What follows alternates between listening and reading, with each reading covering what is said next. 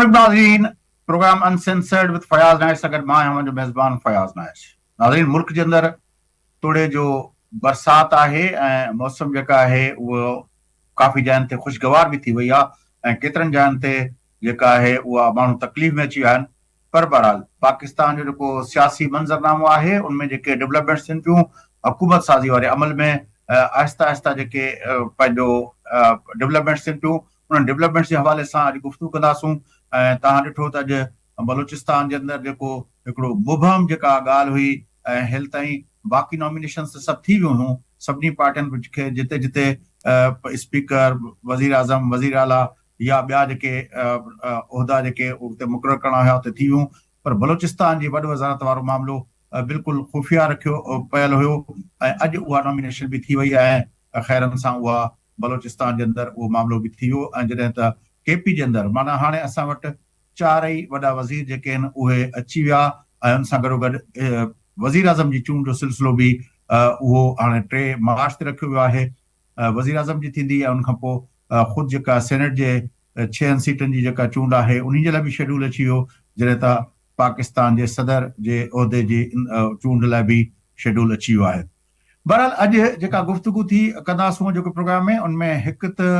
इहो मसइलो आहे त PMLN ऐं MKM जे विच में जेको मुआहिदो थियो आहे ज़ाहिर आहे उहो मुआहिदो सिंध जे हवाले सां थियो आहे, छाकाणि त मुतहदा क़ौम मूवमेंट जा जेके मुतालबा हुया उहे सिंध जे हवाले सां हुया ऐं उनमें ख़ासि तरह जेका आहे मुतहदा क़ौम मूवमेंट गवर्नरशिप ऐं ॿियनि मामलनि ते कयो पिए ऐं उन सां गॾोगॾु जेका हुननि आइनी तरमीमुनि जी ॻाल्हि कई पए उहा आइनी तरमीमुनि जे हवाले सां अॼु मुतहदा क़ौम मूवमेंट जी क़यादत ऐं PMLN जी क़यादत प्रेस कॉन्फ्रेंस कई ऐं उनमें चयो वियो त हिकिड़े यादाश्तनामे ते ॿिन्ही धुरियुनि जे विच में इतफ़ाक़ थियो आहे, उन ते सही थी वियो आहे। उन ते गुफ़्तगू कंदासूं त सिंध जे बारे में जॾहिं फ़ैसिला थियनि पिया मुतहदा क़ौम मूवमेंट PMLN सां ॻाल्हाए पई, उन विच में पीपुल्स पार्टी सां ॻाल्हाइण या पीपुल्स पार्टी खे एतमाद में वठण जी हुननि कोशिश कई या इहो मामिलो जेको आहे पीपुल्स पार्टी जे कंसेंट सां तइ थिया आहिनि या कंसेंट खां सवा तइ थिया आहिनि। त मुतहदा क़ौम मूवमेंट कीअं इहो करे सघे थी उहा PMLN सां ॻाल्हाए या PTI सां ॻाल्हाए उहा जमातूं जंहिंजो सिंध जे अंदरि मैंडेट न हुजे या उनजी हुकूमत न हुजे त मुतहदा जी इहा जेका रविश आहे उन ते गुफ़्तगू कंदासीं। उन सां गॾोगॾु ख़ैबर पख्तूनख्वा जे अंदरि वॾ वज़ारत खां पोइ जेको आहे चूंड ॾियण खां पोइ अली अमीन गंडापुर साहब जेका तकरीर कई आहे उनमें जेके पैगाम रसानी जेका पंहिंजी स्पीच में जेके मैसेजिस कन्वे कया आहिनि उन ते बि गुफ़्तगू कंदासूं। जॾहिं त ॿिए तरफ़ बलूचिस्तान जे हवाले सां जे मूं तव्हां ॿुधायो पए त बलूचिस्तान जे अंदरि दिलचस्प सूरत हाल थी वई आहे। उते वॾो वज़ीर सरफराज़ बुगटी साहब अची वियो आहे त उन्ही जे छा इम्पैक्ट पवंदा बलूचिस्तान जे सियासी मंज़रनामे ते ऐं छा एक्सपेक्ट करे सघे थो सरफराज़ बुगटी जी वॾ वज़ारत मां, उन ते बि गुफ़्तगू कंदासूं। ऐं उन सां गॾोगॾु असां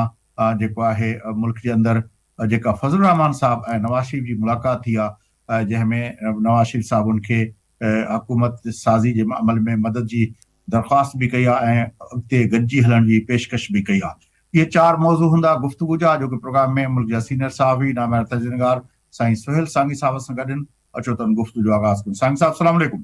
वालेकुम सलाम। सांगी साहब कीअं था ॾिसो ही 4 मौज़ू आहिनि जिन ते गुफ़्तगू करणी आहे। शुरूआत जेकॾहिं ख़ैबर पख्तूनख्वा खां कजे जिते अली अमीन गंडापुर साहब वॾो वज़ीर थी आयो आहे ऐं गंडापुर साहब जेका सियासत कई आहे उहा जेको पंजाबी जो हिकिड़ो मुहावरो हूंदो आहे त हुन गंडासे वारी सियासत कई आहे सॼी ज़िंदगी। हाणे जॾहिं हू हिन अहम मनसब ते वेहंदा त पोइ उहा जेका अॼोकी हुनजी जेका तकरीर हुई उन मां तव्हां छा अख़ज़ कयो आहे त जेके मैसेजिस ॾियण जी कोशिशि कई आहे? पहिरीं ॻाल्हि इहा त गंडापुर साहब ते केस FIR मौजूदु आहिनि। मतिलबु त हू त ज़ाहिर त हिकिड़ो अवाम जो चूंडियल आहे, उते अवाम जीअं हुनखे चूंडियो आहे उहो हिकिड़ी अलॻि शइ आहे, पर उन सॼे मामले ते मतिलबु जेको इंतिज़ामिया हुई उहा उन ते माठ रही। इहो हिकिड़ो पॉलिटिकल अंडरस्टैंडिंग थी सघे थी ऐं पॉलिटिकल अंडरस्टैंडिंग आहे त सुठी ॻाल्हि आहे, पर इहो को जंहिंखे उर्दू में चवनि घटिजो उहो न हुजे त सुठी ॻाल्हि आहे। ॿी ॻाल्हि जेका आहे त गंडापुर साहब जेका पंहिंजी ॻाल्हि ॿोल कई आहे उन में हिकिड़े मूंखे लॻो त जंहिंमें धमकी आहे, जंहिंमें इहो चयो त भई तव्हां असांखे असांजो हक़ु ॾियो न त पोइ असांजा नौजवान जेके आहिनि उहे ॿाहिरि ईंदा ऐं उहे उन्हनि खे केरु रोके नथो सघे। इहो सॼो हुनजी तकरीर जो जेको लहजो बि आहे ऐं इलाही सारी जेका हुनजी जेका वर्डिंग आहे उहा सॼी इन क़िस्म जी आहे। त उन में इहो पियो थिए त भई असां खां इहो असांजो निशान खसियो वियो, असां खां जेको आहे चूंडूं खसी वियूं, असांखे हित थी वियो सॼो, उहो सॼो हू बयानु करे थो। त आउं सम्झां थो त ही हिकिड़ी अहिड़ी लाइन आहे जंहिंमें मतिलबु त पुराणी PTI हाणे जेको आहे सो सुन्नी कौंसिल जे नाले ते आहे, त उहा इहो चाहे थी त भई हुन खां पंहिंजूं ॻाल्हियूं मञराए, पंहिंजी ॻाल्हियूं मञराइनि। इहो हिकिड़ो ॾाढो इन में त उहे कहिड़ियूं डिमांड थी सघनि थियूं, हुन में ज़ाहिर त जेको उथंदे ई अचे थो उहो इहो थो अचे त भई चूंडूं गड़बड़ थी आहे चूंडुनि में। ॿी जेका अचे थी उहो इहो आहे त जेको ख़ान साहब आहे PTI बानी, उन जा केस ऐं उन्हनि जी आज़ादी। टियों जेको आहे ख़ुदि जेके नई मए वारे जे वाक़े सां केस आहिनि उन जो। अच्छा, इन में हिकिड़ी शइ आऊं तव्हांखे थोरो मामूली ॻाल्हि वधी ॿुधी त इहो बि थियो आहे त PTI जे कुझु लीडरनि जे तरफ़ां अमेरिका जे सेनेटरनि खे उन्हनि खे ख़त लिखियो वियो आहे, ऐं ख़ुदि बरतानिया में बि उते को शायदि इन जी का कारकुन आहे, ख़ातून आहे, हुन बि ख़त लिखियो आहे। उन में हुन चयो आहे त भई ही चूंडूं में जेका धांधली थी आहे उहो इन में असां सां नाइंसाफ़ी थी आहे, पाकिस्तान में इलाही गड़बड़ पई थिए ऐं असांजा जेके कारकुन उहे गिरफ़्तार आहिनि, त उन्हनि कारकुननि जी आज़ादी जो ऐं ख़ुदि इमरान ख़ान जी आज़ादी जो बि उन जो को तव्हां जेको आहे सो उन लाइ कोशिशूं वठो ऐं इन धांधली जी इहा जेका आहे उहो तव्हां जेका जांच करायो। अच्छा, पंहिंजो सांग साहब तव्हां जेके टे ॻाल्हियूं रखियूं त PTI जो मक़सदु जेको आहे या जेका सुन्नी इत्तेहाद काउंसिल आहे जे सुन्नी इत्तेहाद काउंसिल जे लिबास में जेका PTI आहे उन जो जेको आहे मक़सदु जेके टे तव्हां ॿुधाया त चूंडुनि में धांधली जे हवाले सां जेको आहे उन्हनि ते आवाज़ उथारणु ऐं उन्हनि जी शफ़ाफ़ियत लाइ ऐं उन्हनि खे रिवर्स करणु, उहे नतीजा जेको उन जे लाइ एफर्ट वठणु, ऐं ॿियो हुनजो इहो चवणु जेको तव्हां चयो त 9 मई जे वाक़िअनि जो, ऐं टियों PTI जे बानी जी जेका आहे उहा आज़ादी ऐं उनजी ऑफकोर्स उनजी घरवारी जी। जेकॾहिं इन्हनि मुतालबनि टिनी खे ॾिसिजे, जेकॾहिं प्रायोरिटाइज़ कजे तव्हांजे ख्याल में त PTI जो नंबर 1 मक़सदु छा हूंदो?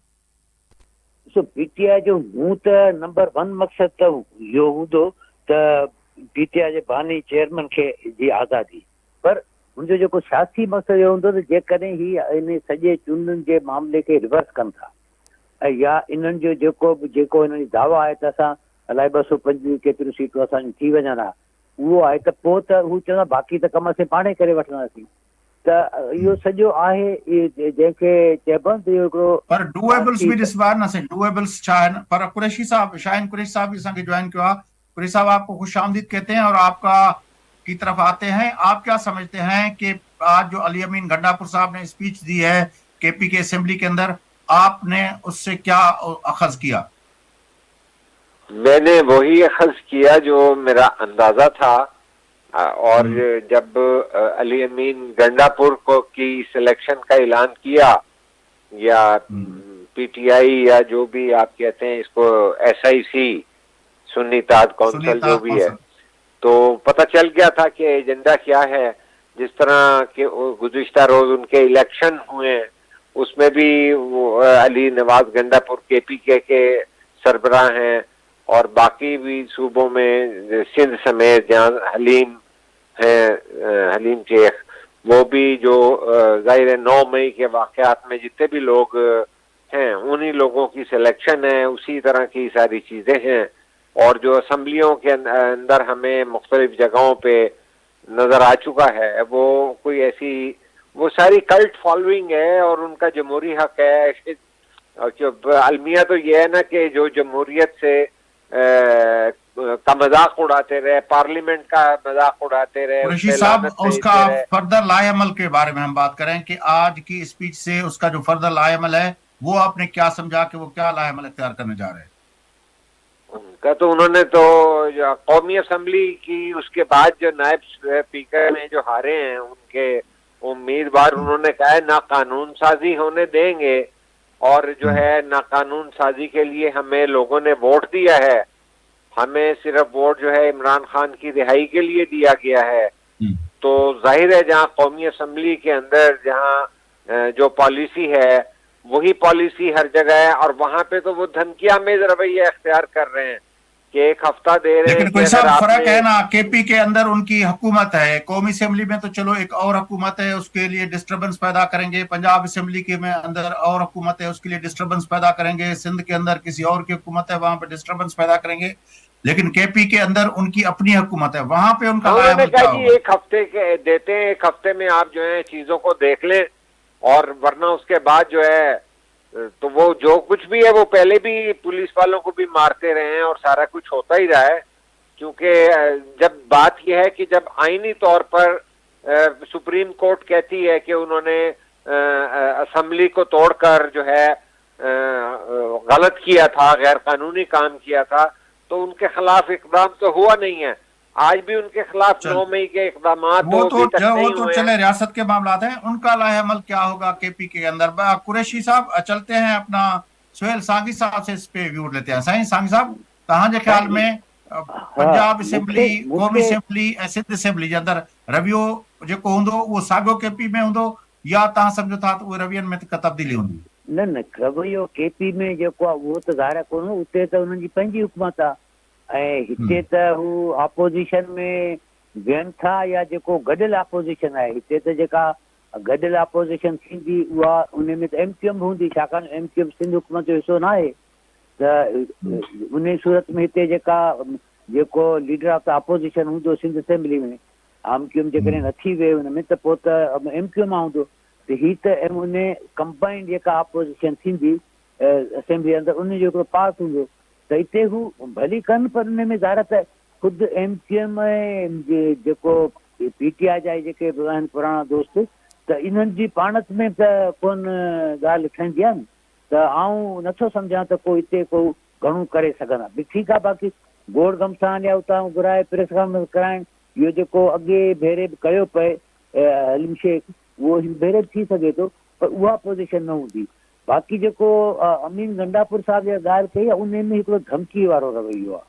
जारियान आहे। ॿी जेका ॻाल्हि आहे उहा आहे त जेके ख़त लिखिया विया आहिनि, पहिरीं IMF खे लिखियो वियो, उनखां पोइ जेको आहे सो अमेरिका खे ऐं बरतानिया खे बि ख़त लिखिया विया, त उन में जेको इहो आहे त भई मुदाख़लत जी दावत ॾियणु, इहो आहे। अच्छा कुरैशी साहब, आप क्या समझते हैं जो सांगी साहब कह रहे हैं कि ये मदाखलत की दावत दी गई है? किसी जमाने में हमने मेमो गेट सुना था, वो भी ये था कि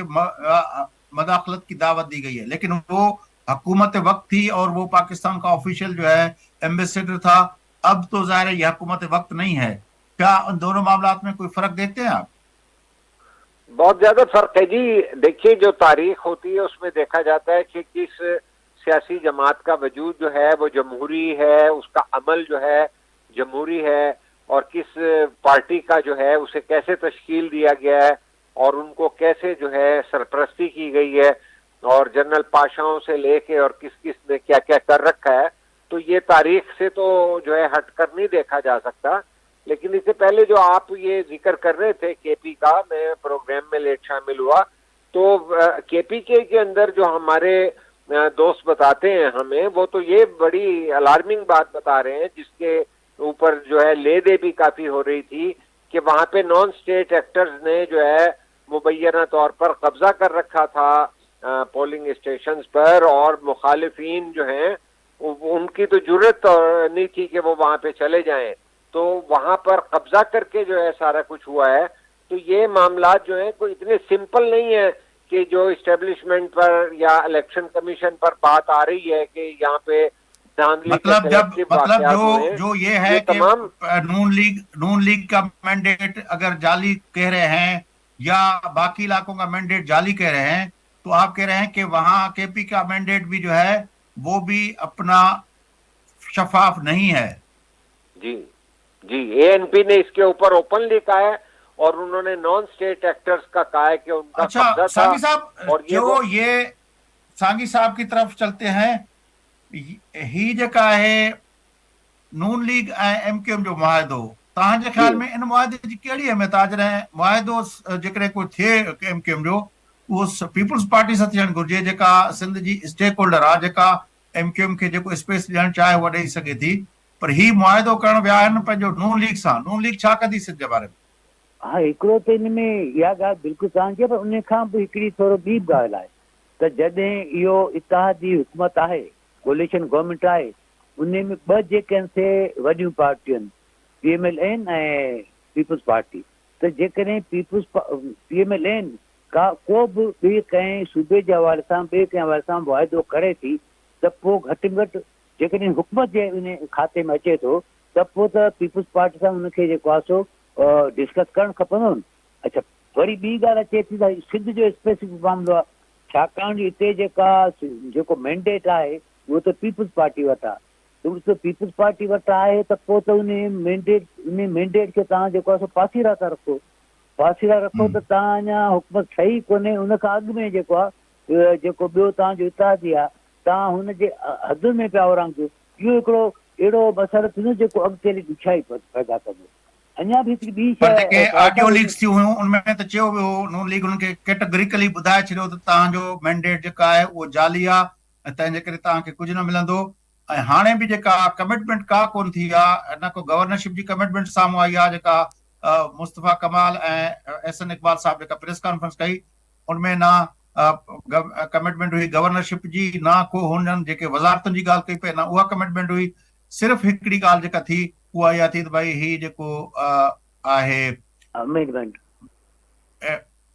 अमेंडमेंट का आईनी आईनी अमेंडमेंट जे लाइ वाइदो करणु ॿी ॻाल्हि आहे, पर जॾहिं उहा पास कराइणी हूंदी आहे उन जे लाइ त ज़ाहिर 2/3 मेजॉरिटी खपे ऐं उहो 2/3 मेजॉरिटी हिकिड़ो तमामु वॾो ॻरो बुंड आहे जेको शायदि नून लीग चाहे बि त उहो न करे सघंदी। पर उहा जॾहिं आईनी अमेंडमेंट थींदी त ज़ाहिर आहे उहा पूरे मुल्क जे लाइ थींदी ऐं उहा पोइ मुल्क जे अंदरि थींदी त पंजाब जे अंदरि छा नून लीग लोकल गवर्नमेंट्स खे एतिरा इख्तियार ॾियणु चाहे थी या KPK जे अंदरि PTI इख्तियारात ॾियणु चाहे थी, छाकाणि हुते लोकल गवर्नमेंट त घणो करे JUI जे हथ में आहे। त इहो हिकिड़ो वॾो बहरान थी सघे थो सियासी पार्टियुनि जे विच में। उनमें इहो लॉलीपॉप त न आहे किथे MQM खे, इन में हिकिड़ो या फेस सेविंग आहे मसइलो आहे फैज़ साहब। मसइलो इन में ॿियो इहो आहे त ही जेको ख़ुदि जेका तरमीम आहे उन करे ही त चवनि त भई फेडरल गवर्नमेंट सिधा तव्हां सांगी साहब हिकिड़ो वक्फो उठूं था और शाहीन कुरैशी साहब आप भी हमारे साथ रहिए। वक्फे के बाद आके इस मामले पे मजीद बात करते हैं। नाज़रीन गॾु जो वक्फे खां पोइ मोटी जी गुफ्तगू अॻिते वधाइण था सघनि।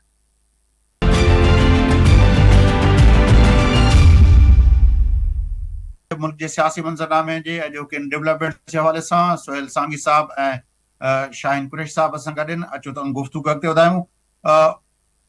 सांगी साहब, कुरैशी साहब, आप क्या समझते हैं कि ये जो हुए हैं नून लीग और पीपल्स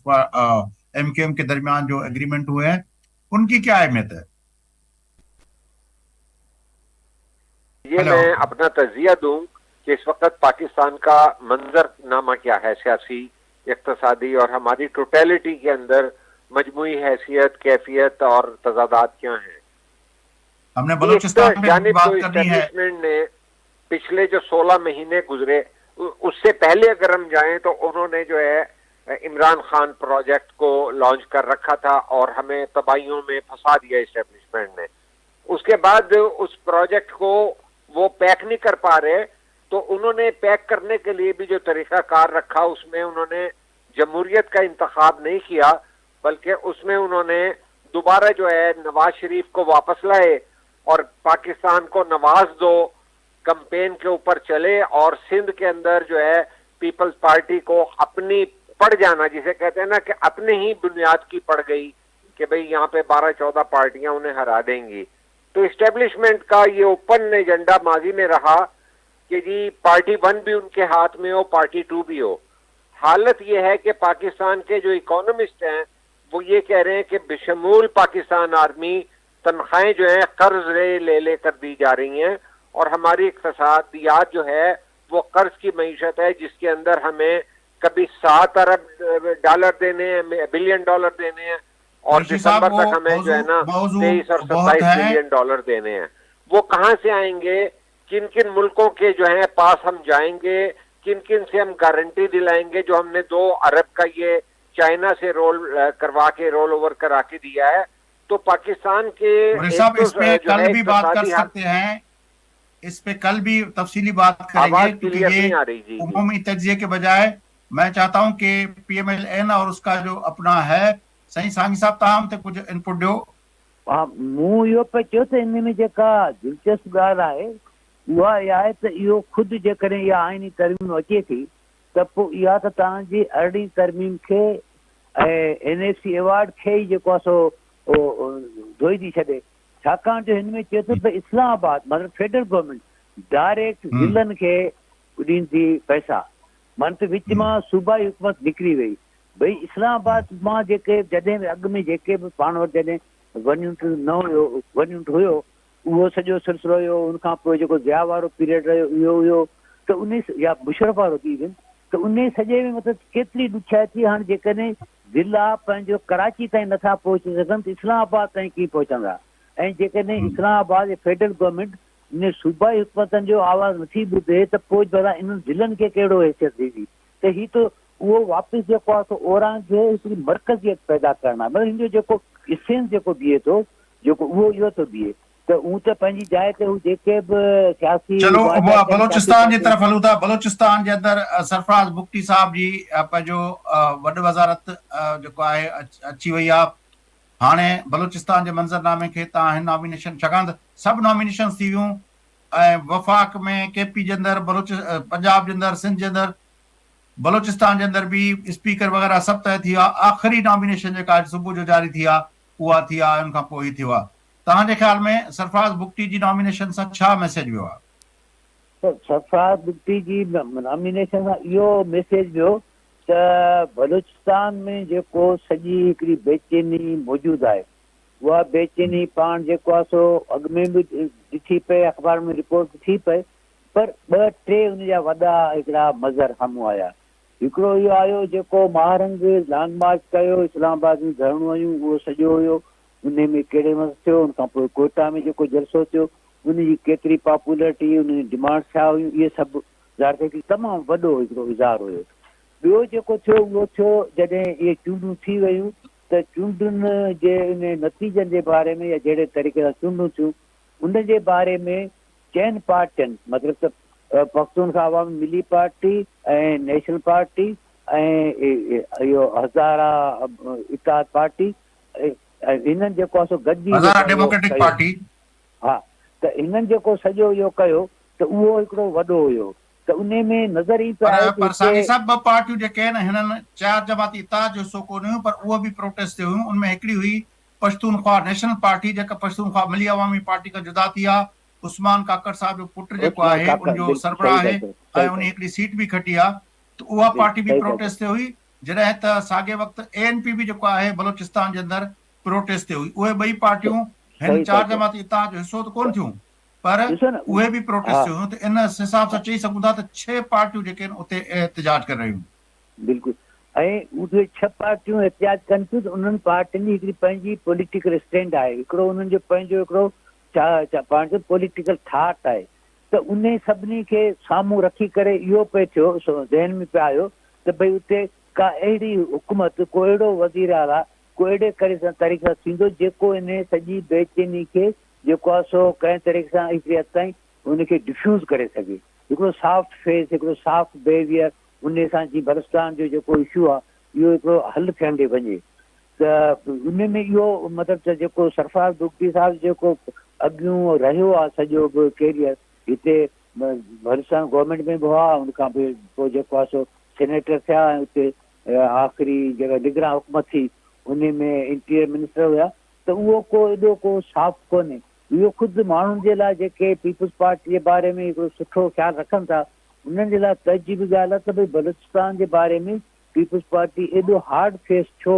हिकिड़े उन तौर ते। चले हलूं था पंहिंजो शाहीन कुरैशी साहब जो। शाहीन कुरैशी साहब, बलूचिस्तान को किस तरह देखते हैं? पीपुल्स पार्टी की हुकूमत 2008 में बनी थी, उसके बाद अब बनने जा रही है, और बीच में जो 10 साल थे वहां पे दूसरी हुकूमतें थी। अब पीपुल्स पार्टी की हुकूमत वहां पे बनेगी, तो लेकिन उसका फेस जो है वो ये है, तो आप क्या समझते हैं वहां पे क्या होने जा रहा है? बात यह है कि जो पीपल्स पार्टी की क़यादत, नौजवान क़यादत बिलावल भुट्टो की सूरत में सोच रही थी कि बलूचिस्तान में भी जियाला वजीर आला होगा,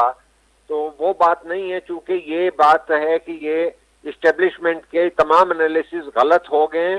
और जिस तरह का रिजल्ट आया है, वरना तो इस्टेब्लिशमेंट नून लीग के साथ और MQM जैसी पार्टियों के साथ मिलकर 18वीं तरमीम को वापस करके NFC अवार्ड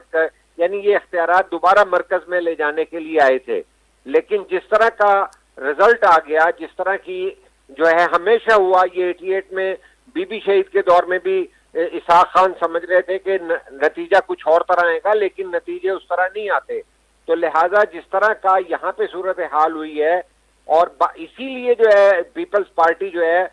मरकज के अंदर उनकी वजारतों में उस तरह नहीं जा रही, सिर्फ जमहूरियत के तसलसल के लिए जो है वो उनको वोट दे रहे हैं। और ये बहुत बड़ा एक लेकिन बलूचिस्तान के अंदर पीपल्स पार्टी सरफराज भुगती की सरबराही में किस तरह हुकूमत चलाएगी, वो मसला आप बात कर रहे हैं।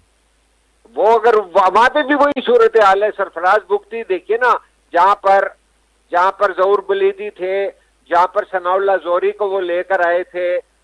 आसिफ अली जरदारी साहब, और जहां जो है अपने कैसरानी थे, तो लेकिन अब जाकर जिन्होंने वजीर दाखिला ने लास्ट के अंदर इस्तीफा दिया सेनेट से, वजारत दाखिला से, वो तो जियाला नहीं बनते, वो तो सजेस्टेड जियाला जो है वजीर आला आए हैं ना वहां पे। तो जिस तरह का है ये क्राइसिस पाकिस्तान का जो है काफी कॉम्प्लिकेटेड है, और इक्तिसादी जो है ना बहरान से मिलके बहुत ज्यादा क्रिटिकली जो है ना कॉम्प्लिकेटेड अच्छा, है। आप क्या समझते हैं जो जरदारी साहब की मफाहमत की पॉलिसी है, जो उसने 2008 में इम्प्लीमेंट करने की कोशिश की थी, बलूचिस्तान से माफी भी मांगी थी, हुकूक आगाज हुकूक बलूचिस्तान का अपना ऐलान भी किया था, उस पर अमल दरामद की कोशिश भी की थी, एनएफसी में बलूचिस्तान का हिस्सा दुगना कर दिया था। आपके ख्याल में अब जो वो जेस्टर जरदारी साहब ने बहसियत सदर के दिए थे, अब बहसियत सदर के वो बलूचिस्तान के अंदर इस तरह के मैसेज दे सकेंगे जब उनका फेस जो है वो सरफराज भुगती है, जो जियाले से ज्यादा बाकी लोगों का आदमी समझा जाता है? हाँ नहीं, उसमें तो बड़ा मुश्किल है, चूंकि ऑलरेडी आप देखिए कि जो बलूचिस्तान नेशनल पार्टी समेत डॉक्टर मालिक और दीगर, जिस तरह डॉक्टर उस्मान के बेटे की जिक्र कर रहे थे आप लोग, वो तमाम जमहूरी कुव्वतें जो हैं उनको कट टू साइज किया गया है, और इवन पीपल्स पार्टी को भी कट टू साइज किया गया है। और जो यहाँ पर आईपीपी और जो केपी में पैट्रियाट पीटीआई बनाई गई, या वो जौन सी वाली पैट्रियाट नहीं, वो जो पार्लियामेंटेरियन, तो कहने का मकसद है कि ये सारा कुछ जो है इस्टेब्लिशमेंट ने जो किया धरा है, उसने पाकिस्तान का सियासी मंजरनामा इतना कॉम्प्लिकेटेड कर दिया है कि अगर वहां पर आसिफ अली जरदारी भी ईवान सदर में बैठे होंगे, तो मैं नहीं समझता कि बगैर, जब तक अपनी सियासी कुव्वतों की शमूलियत के बगैर वो किस तरह बलूचिस्तान के मामले को आगे लेके बढ़ सकेंगे। सांगी साहब से इंस्पायर लेते हैं। सांगी साहब तहां की था ॾिसो मफाहमत जी पॉलिसी आसिफ जरदारी साहब जी 2008 में उन्हनि इम्प्लीमेंट करण जी कोशिश कई, हिकिड़ो मैसेज ॾिनो बलूचिस्तान लाइ, जेको सॉफ्ट मैसेज हो, जेको दोस्तानो मैसेज हो, ऐं उन कोशिश कई पंहिंजे दौर में त जेके नाराज़ बलूचिस्तान जेके नाराज़ अॻवान मथे पहाड़नि ते वेठल हुया, उन्हनि खे बि आउटरीच करण जी कोशिश कई वई। हिन वक़्तु जेका सूरत हाल आहे, जॾहिं पाण ही चूंडनि जा नतीजा ॾिसूं था, चूंडनि जे नतीजे खां पहिरियों जीअं तव्हां महारंग बलोच जे लॉन्ग मार्च जी ॻाल्हि कई, पर उते हिकिड़ी ॿी ॻाल्हि बि असांखे यादि करणु घुरिजे त इलेक्शन खां पहिरियों बलूचिस्तान जे अंदरि मच्छ जे अंदरि जेको वाक़िया थिया ऐं ॿियनि मुख़्तलिफ़ जायुनि ते जेके वाक़िया थिया, उहे ख़ुदि इन ॻाल्हि जी पंहिंजो हो था ॿुधाइनि, इन जी निशानदेही कनि था त बलूचिस्तान जे अंदरि सूरत हाल जेका आहे उहा काफ़ी ख़राब थी वई आहे। अहिड़ी सूरत हाल में बजाए जो हिकिड़ो अहिड़ो माण्हू जेको मफ़ामाना पॉलिसी खे अॻिते वधाए सघे, जेको उन्हनि खे राज़ी करे मेन स्ट्रीम करे सघे, उन जे बजाए अहिड़ो माण्हू आयो आहे जंहिंखां पोइ लॻे थो त उहो उते काफ़ी पंहिंजो सख़्ती सां हिननि फोर्सिस खे मुंहुं ॾिनो वेंदो। बिल्कुलु, मूंखे बि इहो ई आहे त इन सां मैसेज त इहो ई थो वञे। ऐं ज़रदारी साहब खे इहे सभु शयूं करण में जेको 2008 वारो तव्हां ॿुधायो त जेको जंहिं प्रोग्राम जो आगाज़ कयो, उन खे अमल करण जी कोशिशि बि कई,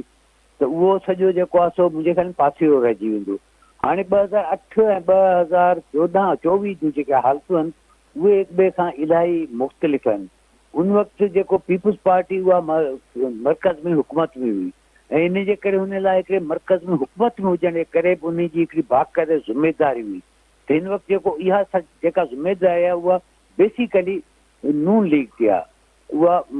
ज़रदारी साहब ते सदर जे तौर ते कोन थी अचे। इहा ॿी ॻाल्हि आहे त सदर उन जे लाइ मतिलबु त पार्लियामेंट खे या हुकूमत खे मशवरा ॾेई सघे थो, या कोलिशन पार्टनर जे तौर ते ई करे सघे थो। पर जेका सूबाई हुकूमत हूंदी उहा उन्हनि क़दमनि खे जेके थींदा, मिसाल तौर ते जेको कुझु थिए थो, उन्हनि खे लामाला जेको पहिरियों रिस्पॉन्ड आहे उहो त सूबाई हुकूमत जो अचिणो हूंदो आहे। जीअं हाणे ॾिसूं था त जेको कुझु उते थिए पियो, उते जेको इतलात जो वज़ीर आहे अचकज़ई जान अचकज़ई, उहो अची वेही थो रहे प्रेस कॉन्फ्रेंस करणु। त पहिरियों जेको उते जेको कुझु थींदो, पहिरियों रिस्पॉन्स या पहिरीं ओनरशिप जेका आहे उहा त सूबाई हुकूमत खे खणणी पवंदी। उन जो त तालुक पीपल्स पार्टी सां आहे। उन सां ज़ाहिर आहे त हिकिड़ो जेको जनरल बलूचिस्तान में जेका पॉपुलर हिकिड़ी थिंकिंग आहे, जेको डेमोक्रेटिक थिंकिंग आहे, उन हवाले सां इहो जेको आहे सो पीपल्स पार्टी लाइ हिकिड़ो जेको सुठो तासुर न बीहंदो। इन करे हिनखे मतिलबु त ज़रदारी साहब खे, बिलावल भुट्टो खे, पीपल्स पार्टी क़यादत खे इन सॼे खे हुनखे रिकंसिडर करणु खपे त भई छाकाणि जो जेके फोर्सिस आहिनि, जेके डेमोक्रेटिक फोर्सिस रहियूं आहिनि, जेके तव्हांजो कंहिं न कंहिं तरीक़े सां पार्ट रहियूं आहिनि, उन सॼे खे त तव्हां पाण सां गॾु खणो न। उन खां सांगी साहब हाणे इहो कुरैशी साहब ने, कुरैशी साहब आपके ख्याल में सांगी साहब कह रहे हैं कि इनको रिकंसीडर करना होगा पीपल्स पार्टी की लीडरशिप को, कि बलूचिस्तान के अंदर कोई जो हुकूमत का जो फेस हो वो इतना सख्त चेहरा ना हो, वो कुछ ऐसा फेस हो जो नाराज लोग हैं, वो चाहे अपना बीएनपी और नेशनल पार्टी, महमूद खान अचकज़ई और काकड़ साहब की जो पार्टी है और हजारा डेमोक्रेटिक पार्टी है, ये नाराज लोग हैं, या उससे पहले जो नाराज लोग हैं जो पहाड़ों पे चढ़े हुए हैं, उन सब के लिए एक पॉजिटिव मैसेज जाए, उनके लिए एक मरहम का काम करे, उनके लिए एक सॉफ्ट मैसेज आए, उस बजाय इसके कि ये जो भुट्टो साहब के आने के बाद जो मैसेज जाएगा। आपके ख्याल में क्या पीपल्स पार्टी जो इस वक्त जो आप अमूमी मंजरनामा मुल्क का बता रहे थे कि नताज किस तरह आए और किस तरह ये फैसले हुए और फिर केपीके के खुद नताज किस तरह आए, तो आपके ख्याल में ये इजाजत मिलेगी पीपल्स पार्टी को कि वो इस तरह के फैसले वहां पे कर सके?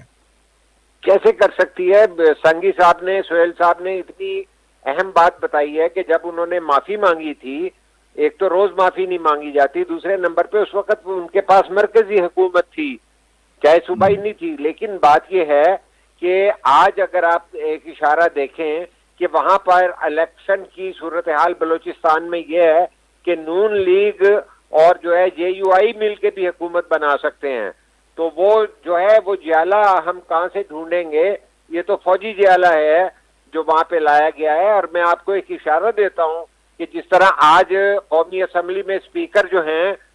नून लीग का स्पीकर तो जो है उससे 2 वोट कम जो हैं पीपल्स पार्टी के डिप्टी स्पीकर को मिले हैं, तो वो तो ये एक सारी चीजें काबिले जिक्र हैं कि यकसा वोट नहीं मिले, जबकि मरकज जो है वो उसमें पीपल्स पार्टी के बगैर जो है वो हुकूमत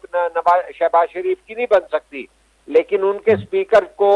जो है वो 199 मिले हैं और डिप्टी स्पीकर को 2 वोट कम मिले हैं।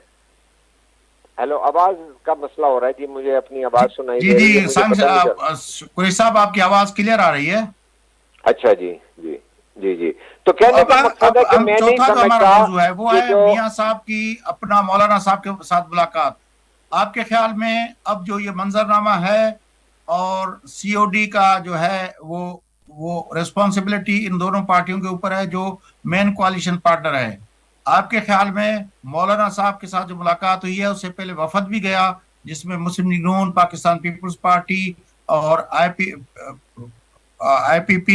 और उसके अलावा जो है बाकी पार्टियां जो कोalition का हिस्सा है वो सब शामिल थे, वो गए थे, काफ लीग भी उसमें शामिल थी मौलाना से मिलने।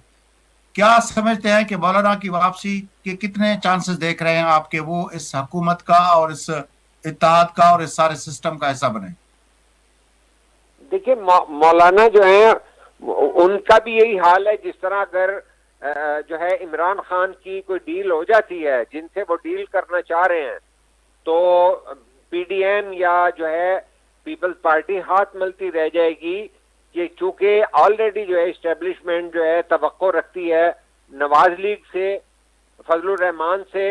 और जिस तरह मैं हेलो, मैं तंग हो रहा हूँ, आवाज मेरी अपनी आ रही कान में। सांगी साहब कहाँ पे कुछ कमेंट नहीं बैठो सांगी साहब